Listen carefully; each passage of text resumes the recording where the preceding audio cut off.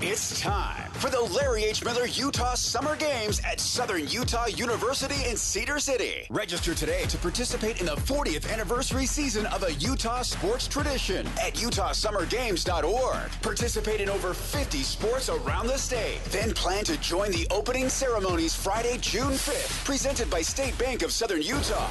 Register today to participate in the 40th anniversary season of the Larry H. Miller Utah Summer Games. Looking for music that lifts your spirit and fills your heart? Experience the powerful sound of the Tabernacle Choir at Temple Square.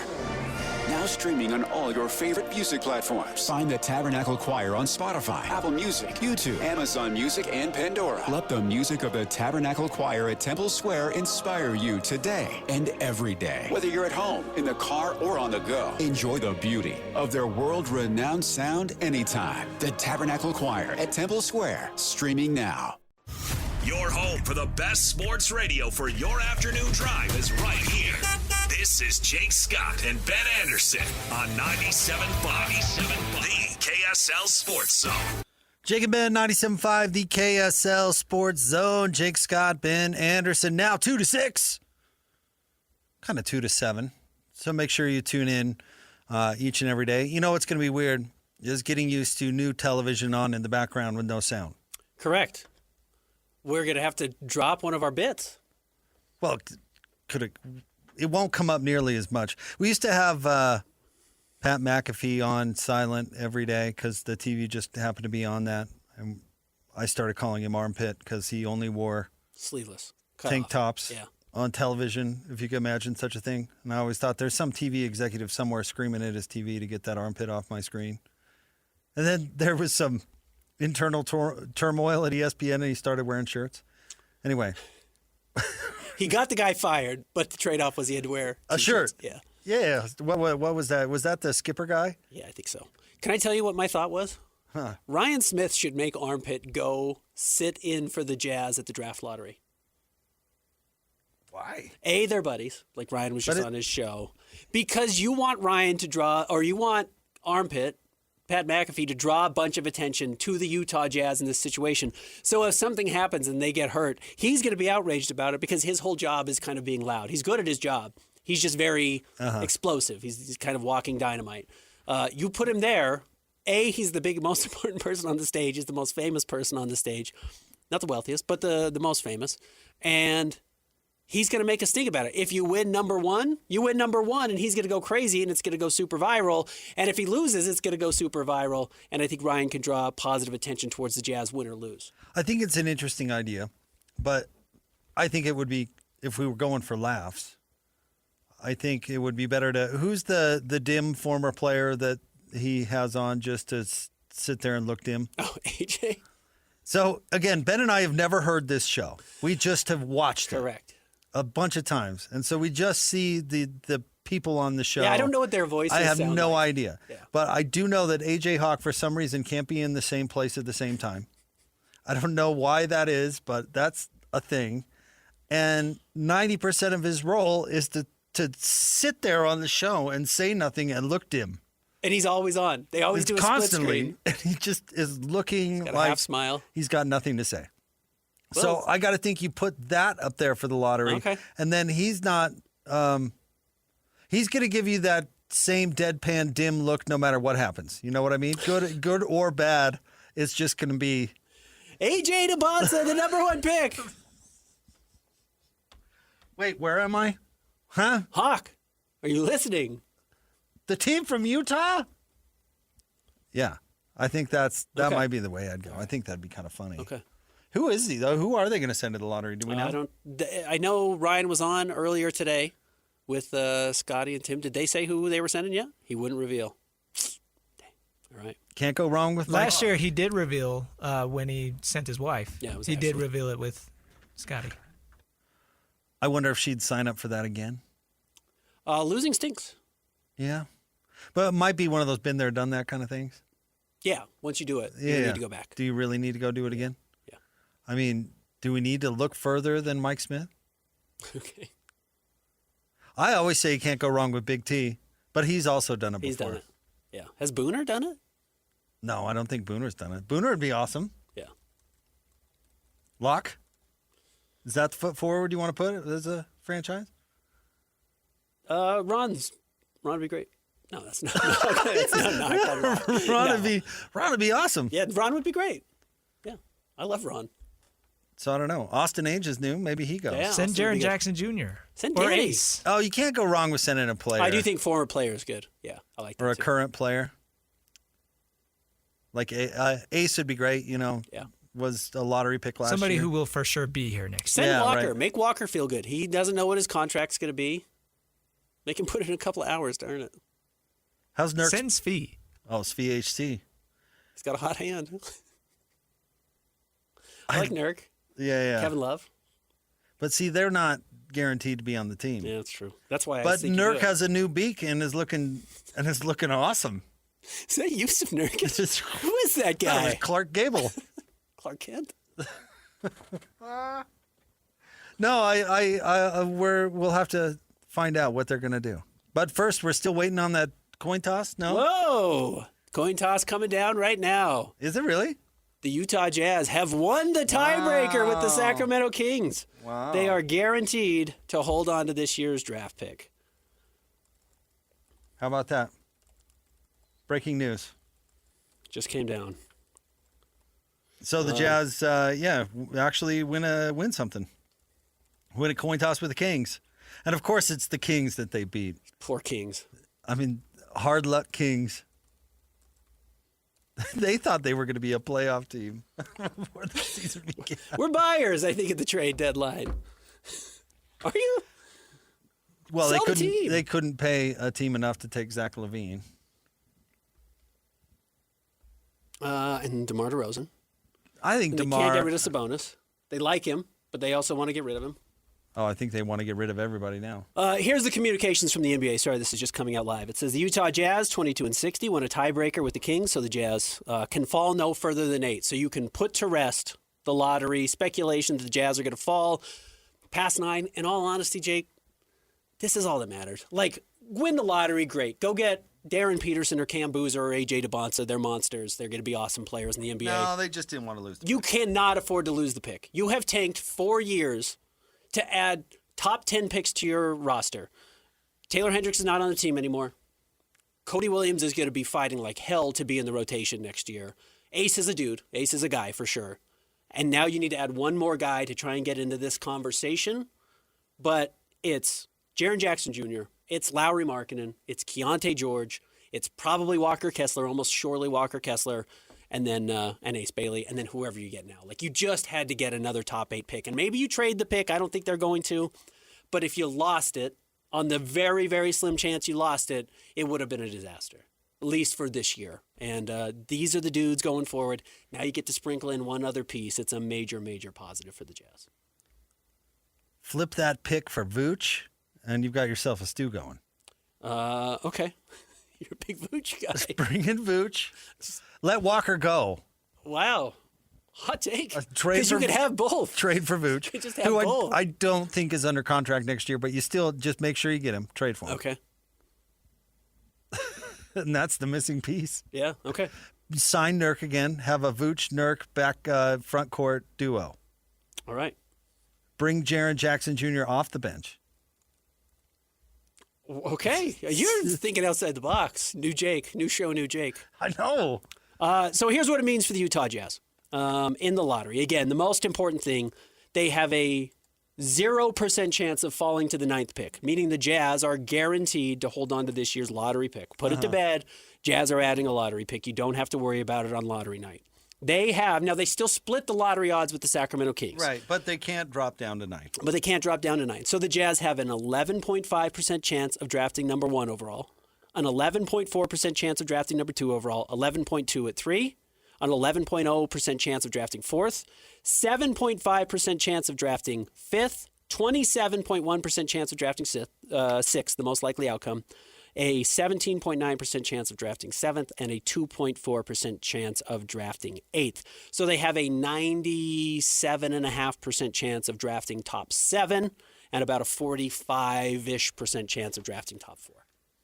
7 it is. That's what they're going to get. Dial it up. That's what they're going to get. Mark my words. Sure. Right I here, mean, it's right the most now. likely outcome. They're getting 7. You know, I know there was a lot of talk last year of could the Jazz win? And it was like, well, Nope. 50% chance they're drafting 5th. So where are they drafting? Got to be 5th. Number 5. Most likely outcome. Number 7. Yeah. Does the North Carolina guy fall that far? Caleb Wilson. Uh-huh. I don't think so. What about that? Stiff who was in the finals? The guy Mick Cronin chased off. Mara? Yeah. He honestly could be in the conversation at 7 or 8. I don't think he's going to climb up that high, but that's where you're starting to get. No, you're talking if the Jazz were. I mean, here's the top 8 or 9. You're talking A.J. DeBonta, Darren Peterson, Cam Boozer, Caleb Wilson, Keaton Wagler, Kingston Flemings, Darius Acuff, and then it starts to get into, yes, Yoxel Lindeborg, Braden Burries, Mara, who you were just talking about. It opens up a little bit. No on Acuff. Okay, little guy who doesn't play defense. Little guy who dribbles. No. Kennedy Chandler. Yeah. You no got him thanks. already. Yeah. So I'm kind of with you there. Some sap's going to take Acuff, though. Oh, yeah. Ahead of 7. You know who's going to take him? They just lost a tiebreaker with the Utah Jazz. Oh, the Kings? The Kings cannot wait to get Darius Acuff. Do you think he falls that far? If they're drafting at 5, yeah. No, I was thinking of the scenario that the Kings would be at 8. No, Kings If are the going to Jazz trade up. fall- Kings are going to reach. Trade up for Acuff. We'll give you Sabonis and the 5th pick. You know, as Move up to 3. as the league cannot get out, like the Hawks could get nothing for Trae Young. The Memphis Grizzlies could get nothing for John Moran. The Kings trade up for Acuff. That's okay. that absolutely could happen. Got to have him. And all of a sudden, they're back in business. Back in something. Back in the lottery. Not enough that they drafted Tyrese Halliburton and Fox, and then booted on both of them. Both of them. Now go to Acuff. Oh, it makes my stomach hurt. Well, the Halliburton was. I don't know about the Aaron Fox. He's still a player. You know, Headache is what he is. he's It's someone getting minutes instead of their number 2 pick in the giving draft. up on Tyrese Halliburton. And 2 years in favor of De'Aaron Fox, and 2 years later not having either of them is a brutal one. So Do people know the backstory of that? So it was the Indiana Sacramento trade where they swapped basically Sabonis for Halliburton, and Yeah. there was more in the trade, but that was the That was the basics of trade. it, right? Yeah. So this just tells you what a well-run franchise does as opposed to a not well-run franchise. Indiana said, "Yeah, we'd love to do it. You've got 2 point guards, and you want to trade us Fox. How about we take Halliburton instead, and you've got yourself a deal?" And the Kings said, "You got it. You got it. Deal." we got to get rid of one of them. You pick the better player. And listen, I like Sabonis, and it actually kind of worked for him in the short term. But Halliburton's like a top 5 player when he's healthy. Best player on the finals team. He just dragged the team to the finals for sure. Like he is really good when he plays. And the problem is when you have De'Aaron Fox, what else do you have? Adele. Not to step on the rules of our show that we're going to announce coming up. We'll get to that later. But yeah, she's calling you every other day. You get clutch. And here's the problem. Here's honestly the problem, exactly what you're saying. Because I talked to some people in the NBA who know. And they said, Ben, De'Aaron Fox was placed in San Antonio by Clutch 2 years before the trade happened. Which is right around the time the Tyrese Halliburton trade happened. Meaning, as soon as that move went down, Clutch, Adele, started calling all around saying, where do we get our guy? Where can I put our guy? They saw Wemby as the number 1 overall draft pick. They said, right there. Right there. We'll hide De'Aaron Fox next to Victor Wembanyama. All of his flaws will disappear. It's going to be amazing. He's going to be on a team that's competing in the conference finals every year. This is going to be awesome. And the Kings had no idea. But apparently, including the people I talked to, who are actually not members of the Sacramento Kings, knew about it. Everyone knew. Everyone knew. And they still traded Tyrese. Because they got calls from Adele. Yeah. Well, the power. Please take De'Aaron Fox. He's lost in Sacramento. What's crazy is this ends. We were just talking about, the Jazz finishing the season, the last game of the season against the Los Angeles Lakers, and that kind of being the end of this tanking era, this run for the Jazz. Really what this does is by holding on to the pick, you're done. This Derek Favors trade is officially paid off. It doesn't turn into future second-round draft picks. It's totally forgiven. The Jazz essentially, now if you can ignore that the Oklahoma City Thunder won a title, and they're about to win another title, and they have the best player in basketball who's going to win a second MVP coming up the next 2 weeks. If you ignore all that, and the fact that Jazz have like 100 wins in the last 4 years, I think the Jazz won this trade. If you ignore all that stuff, the Jazz came out on top pretty smooth here. Maybe I'm doing my math wrong. But the Jazz can say, hey, we traded Derek Favors' contract for nothing. We got off the contract and didn't include a pick at all, and that's a win for the Jazz. Now, was it? We'll see if this draft pick turns into anything. Have you ever heard the argument or the rationale behind indentured servitude? No. It's basically what you just described. We'll pay for you to get here from Europe, but then you're going to be ours for the next 6 years. Yeah. And then we'll let you go with a thank you very much and a smile. No, while the Jazz can look at this as a major win, won the trade. and it is, if they had lost this pick to the Thunder, it would have been not devastating. They would have moved on and been just fine, but it would have been a real blow. But it never should have been there in the first place. The truth is that Dennis Lindsey had a miscalculation over what the next piece had to be to get the Jazz over the hump. It was wrong. Yeah. And then in order to get over that wrong decision, they had to bite the bullet. And 4 years of indentured servitude does not justify the move. I think that's totally fair. And it's not the trade, it's the signing in the first place. Just not reading your roster. Yeah. So, and again, yes, this goes back to the Jazz's desire to have 48 minutes of big shot blockers on the floor at all times. Trying to duplicate Rudy. And weren't able to do it, and overpaid Derek Favors, and then had to trade him and trade a very valuable piece to get off it. And while the Jazz never actually ended up trading the piece, as you're mentioning with indentured servitude, which might be a little bit of a stretch compared to professional basketball, they sacrificed 4 years of winning just to hold on to this pick. And it's been really painful. This has been a really brutal stretch for the Utah Jazz. More brutal than their previous rebuild. Different, that's for sure. Yeah. We'll see if this is more effective. Because that's the idea, right? More effective. That's the goal. And if you end up getting the number 1 overall pick this year, now, getting the number 1 overall pick, you would have kept it anyways by holding on to the pick because the pick was only top 8 protected. The Jazz would have been fine regardless. But if the Jazz end up with a very good draft pick here or a good player, it will feel like this tanking was worth it. And maybe it will pay off. It's paying off for the Thunder. They tanked. They got good players. They're winning championships now. The Spurs tanked, paid off. They got Victor Wembanyama. They're competing for championships. The Jazz could put themselves in that conversation, and I think this will be not easily forgotten, but viewed more favorably than it has while fans were going through it. Hey, our new teammate and friend Tim Lacombe tweeted a response to that picture that Chewbacca created for us, which is awesome. And I tweeted out and I said my chin looked really good. Tim said, chin of a movie star. I think you look like John Gruden. He's not a movie star. He's been hasn't he been like in an Adam Sandler movie or something? Oh, who cares about that? Who hasn't been in it? I think Christian's been in an Adam. No He's offense, in the next Christian. one that's coming out. Yeah. No, that was Bad Bunny. Oh, we mess you guys up. Yeah, it was easy to mess you up. Happy Gilmore 3, the Live Tour. Christian's in it.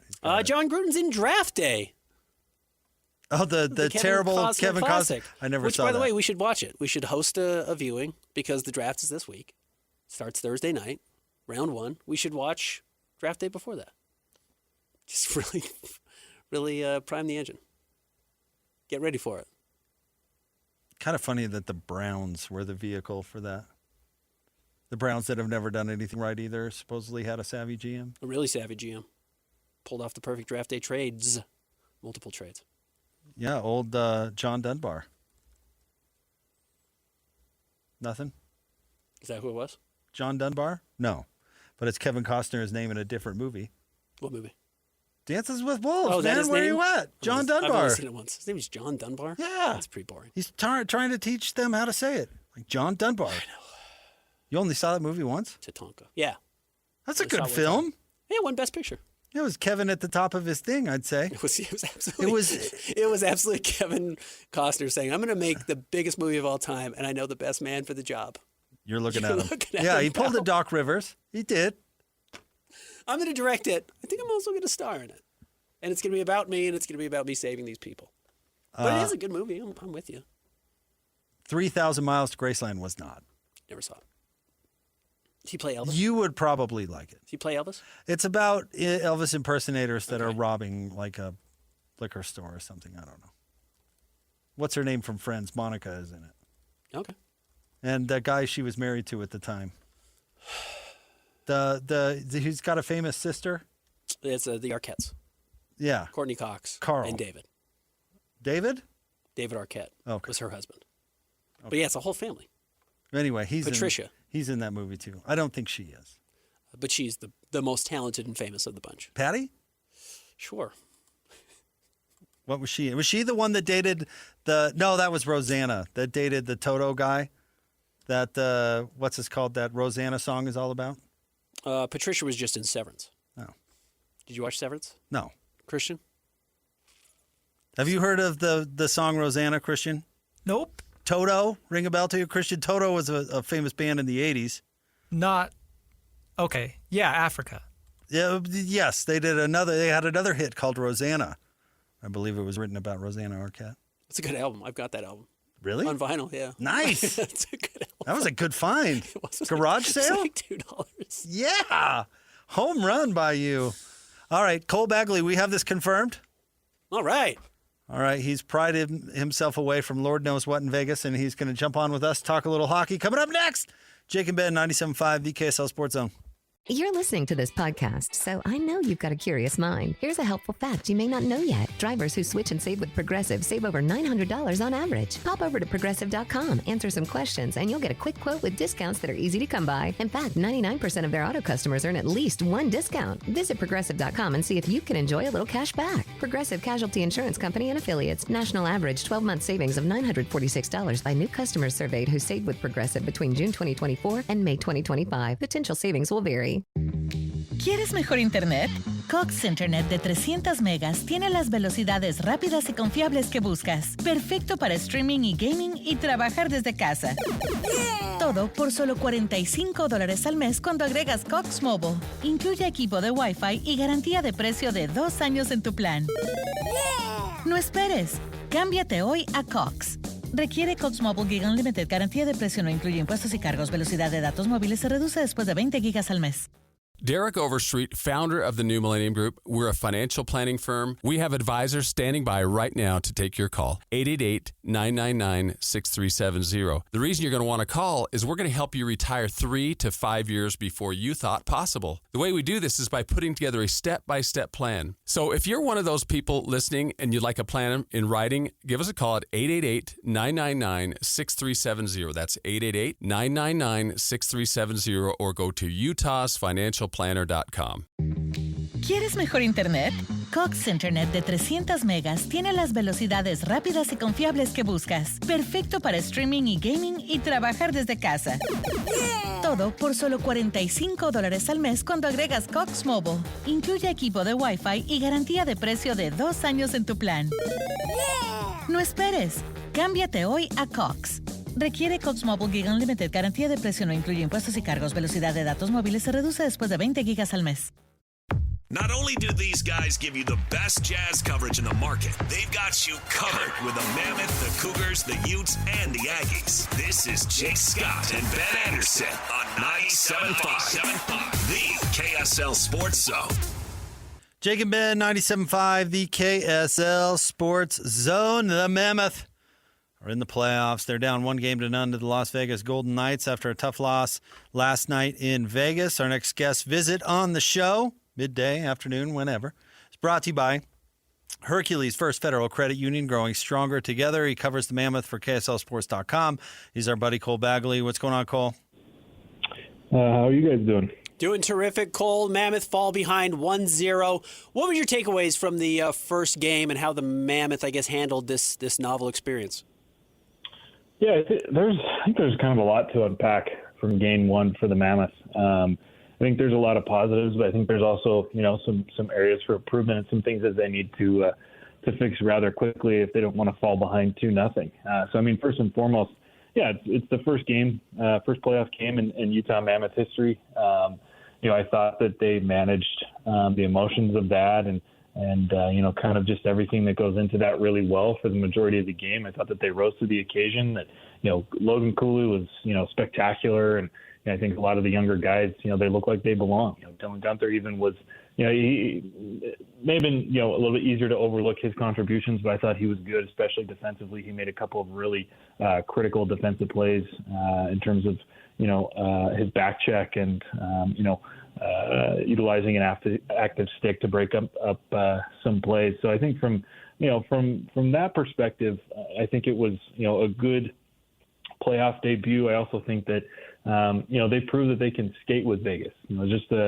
At the end of the day, it was really just a 1-goal game, not counting the empty netter, and they were right there. But I think on the flip side, if you're leading 2-1 in a hockey game in the third period on the road in the playoffs, you got to find a way to win that game, or at a minimum get to overtime, and give yourself a chance to again try and come away with the win. Because right now, it's not an 82-game season anymore. It's a brand new season, and every round is about the first to 4. And, for Utah to be, in the situation where they're leading in the third period, it felt like they kind of fell apart in some ways. Alexander Kerfoot took a bad penalty that gave Vegas a chance to get back into the game, and then the momentum kind of swung from there. So, like I said, I think there's positives and negatives overall. I don't know that many people were expecting Utah to come out and steal game 1. So, game 2 will definitely be a big focus, because going down 2-0, not that it's a death sentence per se, but it's really tough to come back, especially against a team like Vegas when you're down 2-0. So, Cole, listening to hockey people like yourself talk about the difference in playoff hockey, everybody brings up the physicality, and that no doubt proved itself to be true in game number 1. My question for you is, what do the Mammoth do to overcome the size and physicality disadvantage that they're obviously at? They're so much smaller. So I guess speed is a factor, but what do they need to do to counterbalance the physical size advantage of the Golden Knights?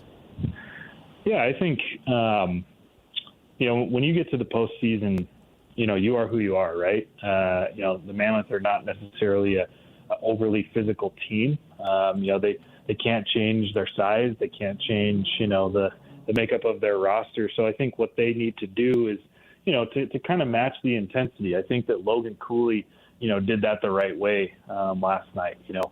He got involved in a couple of scraps. He stood up for himself. He stood up for his teammates. He was delivering hits. I think that's the proper way to go about it, because if you try to match Vegas and play their game, they're going to take you out of your game really fast, and things are going to go south. So for Utah, I think it's more about, continuing to utilize their speed to break Vegas down.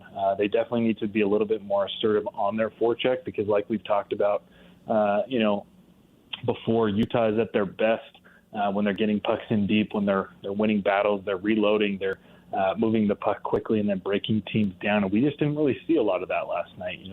Utah was mostly generating their offense off the rush, which is fine, but I just don't see them winning a 7-game series strictly, by generating off the rush. So for Utah, they need to stick to their game, but they do need to raise the level of their intensity just a little bit more. I think more along the lines of what Cooley was doing.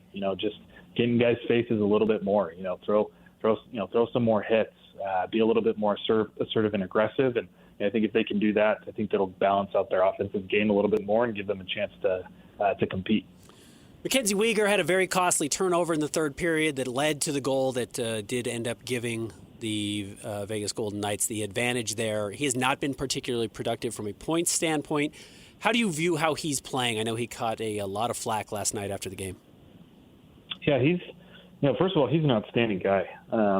Just cream of the crop, very, very kind. I was chatting with him before. We all departed Salt Lake City to come down to Vegas, and he shook my hand and asked me if I was going down and told me to have a good time. So he's great, and he's honest and forthcoming and all that stuff. But to be honest with you, I don't think that Weegar's been particularly good since Utah acquired him at the trade deadline. I think he's played kind of beneath what their expectations were for his game, and I wonder if that is kind of a result of where he kind of came from in Calgary. I mean, that was a team that there were no expectations. The Flames are, I think, a team that don't really know who they are. They don't really know the direction that they're going. And so I think it was easy for him to kind of fly under the radar and not have to try as hard. Whereas, then he's traded and he comes to Utah, and suddenly expectations are a lot higher. This is a team that not only wanted to make the playoffs and they're able to do so, but they want to make some noise here in the first round.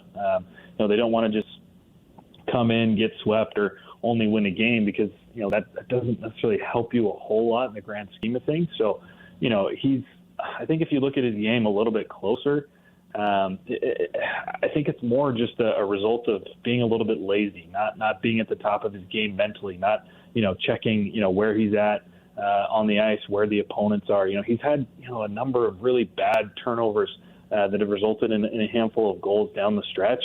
That kind of bled over into the game last night. And I think, later in the third period, they actually switched up the lines. I think Dursey and Weegar swapped places, going from the top to the third pairing. So, yeah, Utah definitely needs more from Mackenzie Weegar, if they want a chance to make some noise and to win some games against Vegas.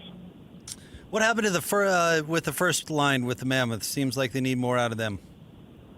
Yeah, no, I think that's probably the biggest overlying question, coming from game one last night was, where was the first line?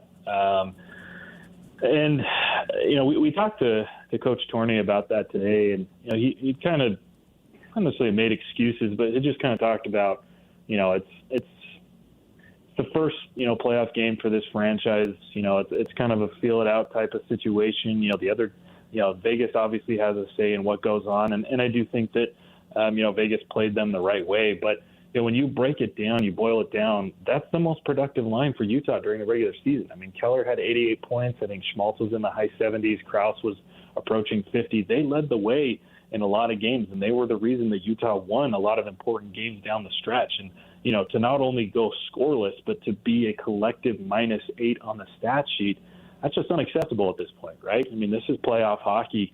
And it's either sink or swim. And not that they necessarily need to go beyond their game, but the fact that they couldn't even really produce and were somewhat of a liability a lot of the times on the ice, that has to change. So you cannot have your best line, not producing anything at all, and then struggling in the defensive zone. So Krause, we were able to ask Krause about that last night, and he owned up to it, and he said, look, we definitely want to step up and be better, and I think that's going to be a huge emphasis for this team going into game two. Fourth line for Vegas was very good, including Dowd getting the goal and then trying to kill Logan Cooley after the game.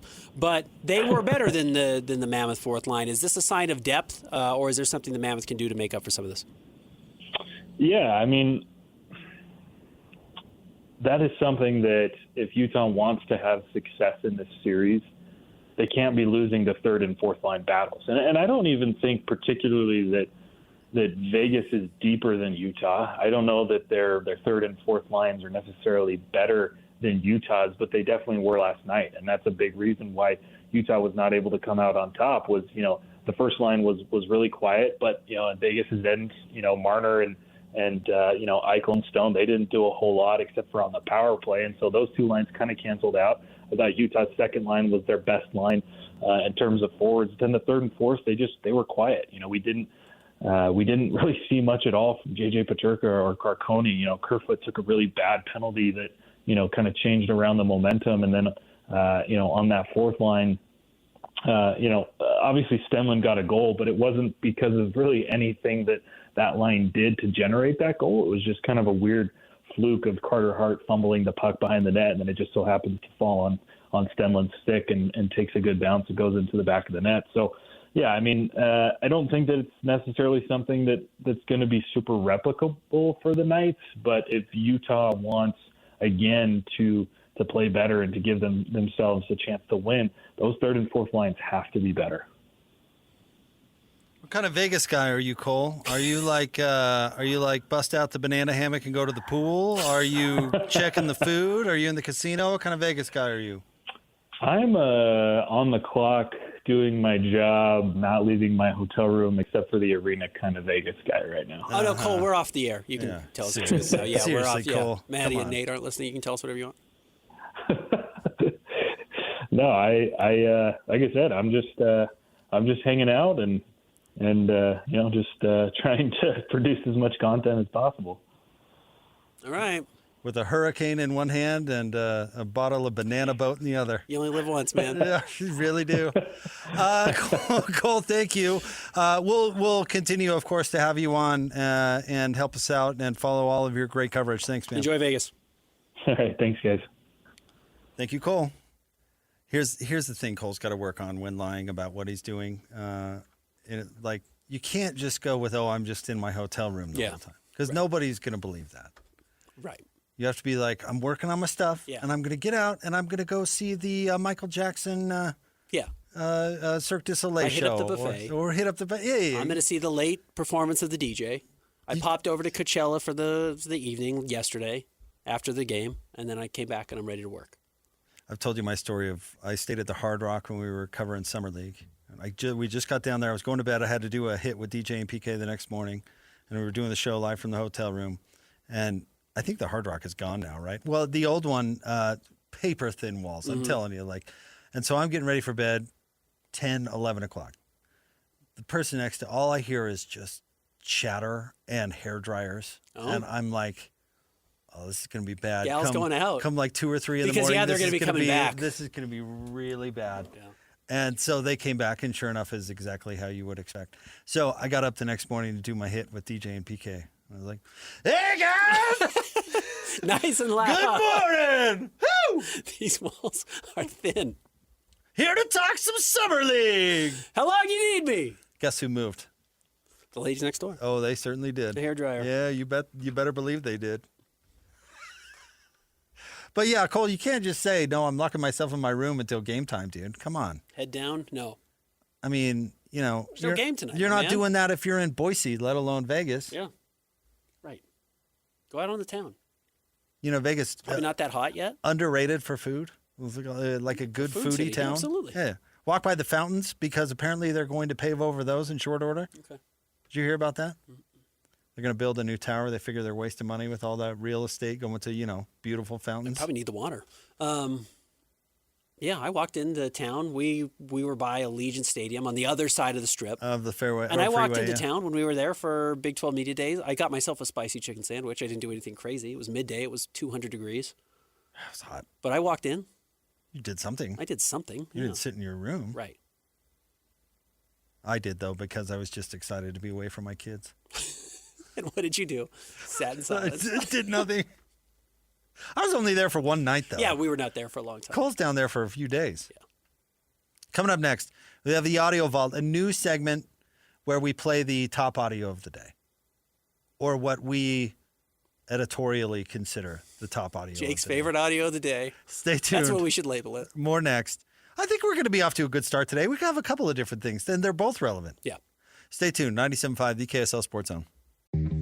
¿Quieres mejor internet? Cox Internet de 300 megas tiene las velocidades rápidas y confiables que buscas. Perfecto para streaming y gaming y trabajar desde casa. Todo por solo $45 al mes cuando agregas Cox Mobile. Incluye equipo de Wi-Fi y garantía de precio de 2 años en tu plan. No esperes. Cámbiate hoy a Cox. Requiere Cox Mobile Gig Unlimited. Garantía de precio no incluye impuestos y cargos. Velocidad de datos móviles se reduce después de 20 gigas al mes. ¿Quieres mejor internet? Cox Internet de 300 megas tiene las velocidades rápidas y confiables que buscas. Perfecto para streaming y gaming y trabajar desde casa. Todo por solo $45 al mes cuando agregas Cox Mobile. Incluye equipo de Wi-Fi y garantía de precio de 2 años en tu plan. No esperes. Cámbiate hoy a Cox. Requiere Cox Mobile Gig Unlimited. Garantía de precio no incluye impuestos y cargos. Velocidad de datos móviles se reduce después de 20 gigas al mes. No crazy soundbite slips past these guys. I came here for the same reason people go to the zoo. This is another edition of the Audio Vault with Jake and Ben. On 97.5, the KSL Sports Zone. Jake and Ben, 97.5, the KSL Sports Zone. Stay tuned. We've got a music segment coming up in our very next segment. It's not daily. We're not doing a daily No. 4 o'clock music show. That's coming up next, but I have been busy with the band. I've got some new material. Excited. And we have new listeners, so we can reset a couple of the older. Some of your classics. Some of the classics. So stay tuned for that. It's coming up next. Rules of the show at 5:30. You're not going to want to miss that. That has a visual component So get to the YouTube or KSLSports.com. Live at 5, coming up at the top of the 5 o'clock hour. But right now it's time for the Audio Vault, the best sound of the day. And it really could go any direction. However, today it's going to be more sportsy. Ben is the curator of our Audio Vault today, Ben, because I have not heard this, but you basically teased me by saying this is going to make me very angry. You went somewhat viral a couple of weeks ago when Rob Wright threw his name into the transfer portal because you said there are some players who are not good enough to play a certain way.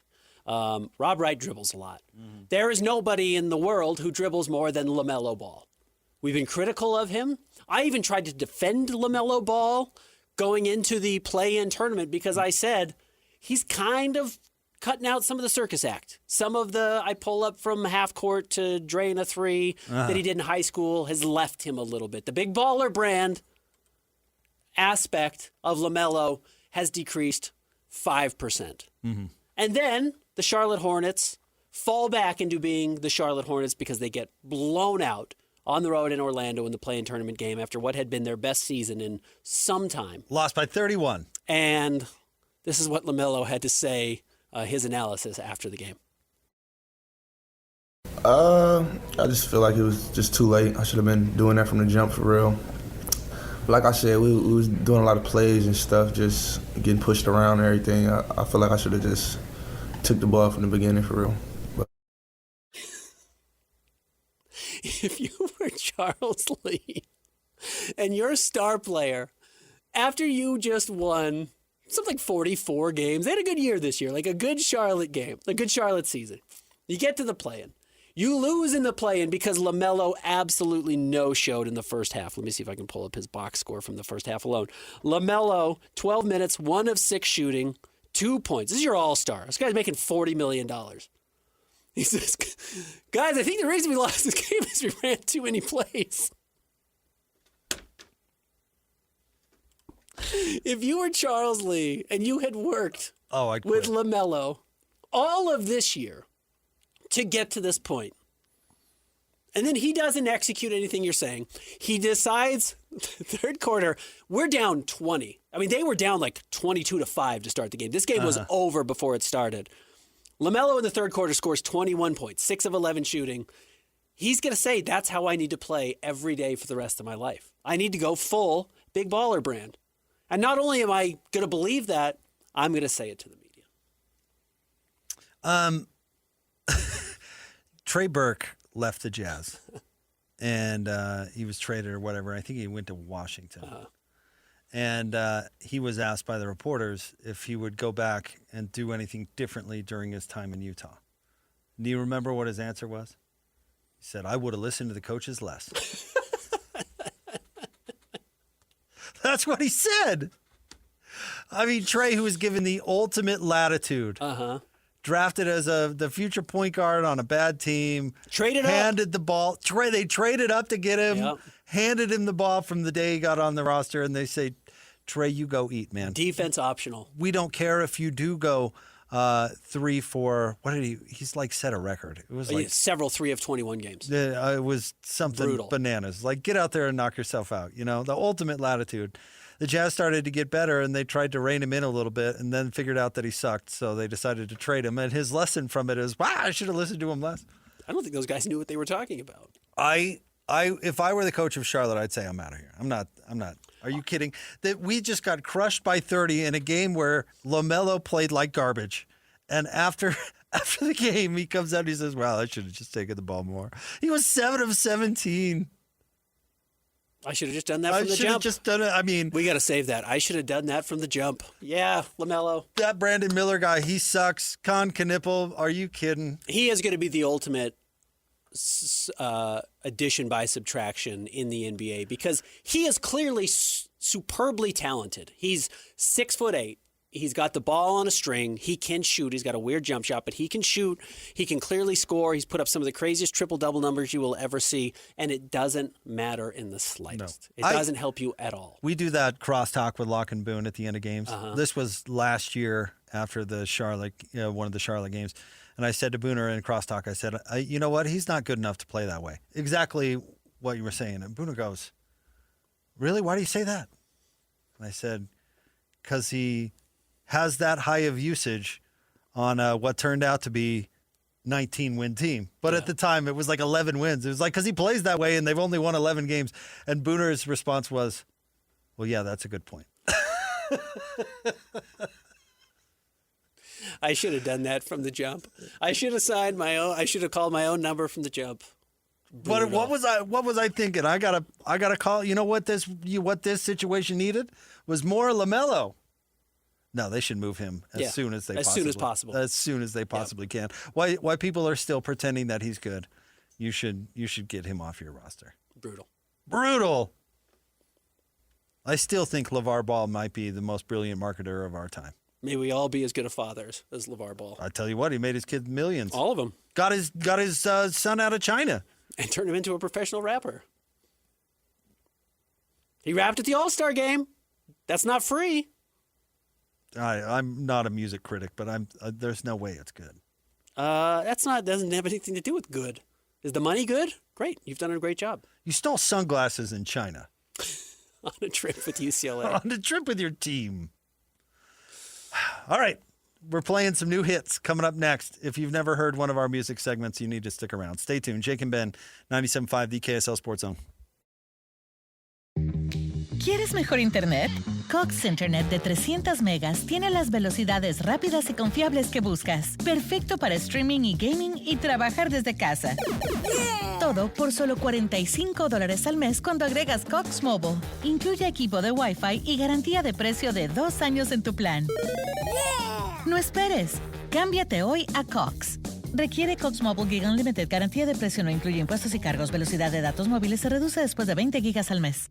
Derek Overstreet, founder of the New Millennium Group. We're a financial planning firm. We have advisors standing by right now to take your call. 888-999-6370. The reason you're going to want to call is we're going to help you retire 3 to 5 years before you thought possible. The way we do this is by putting together a step-by-step plan. So if you're one of those people listening and you'd like a plan in writing, give us a call at 888-999-6370. That's 888-999-6370, or go to utahsfinancialplanner.com.